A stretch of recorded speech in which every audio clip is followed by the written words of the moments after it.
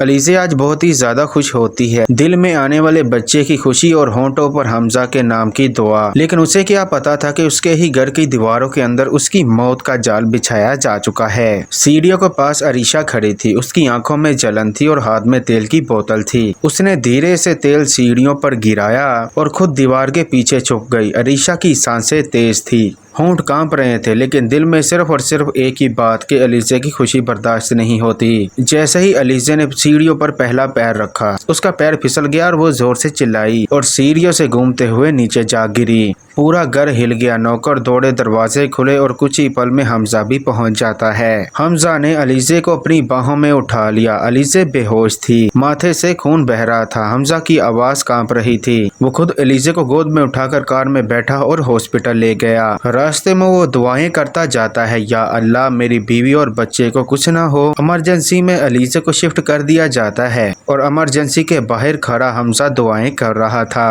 कुछ घंटे बीतने के बाद डॉक्टर बाहर आ जाते हैं। अब हालत खतरे से बाहर है, लेकिन अलीज़े को सख्त राहत की जरूरत है। हमजा ने लंबी सांस छोड़ी कि शुक्र है खुदा का, अलीज़े को कुछ नहीं हुआ। जब वो अलीज़े को घर लेकर आता है तो सबसे पहले सारे स्टाफ को इकट्ठा कर लेता है। उसकी आवाज में गुस्सा था। सबको कहता है कि बताना पड़ेगा कि अलीज़े के साथ ऐसी शरारत किसने की। सभी चुप थे, लेकिन तभी एक नौकरानी बोल पड़ी कि साहब, अरीशा बेगम ने तेल डाला था, उन्होंने ही ये सब कुछ किया। हमजा की आंखें लाल हो जाती हैं। उसने फौरन पुलिस को बुलाया। अरीशे को हथकड़ियां लगाकर ले जाया गया और जाते जाते वो चिल्लाई, सिर्फ मैं नहीं, अरमीन भी शामिल थी। अलीज़े जो कि अपने कमरे के दरवाजे में खड़ी थी, उसने अपने मोबाइल में एक वीडियो चलाया। उसमें उसकी बहन अनुषा थी जो रोते हुए कह रही थी कि मेरी जिंदगी बर्बाद करने वाला कोई और नहीं, सिकंदर है, वही जिसने मुझे तबाह किया। हमजा और सब लोग हैरान थे। थोड़ी देर में पुलिस का कॉल आया कि सिकंदर को गिरफ्तार कर लिया गया है।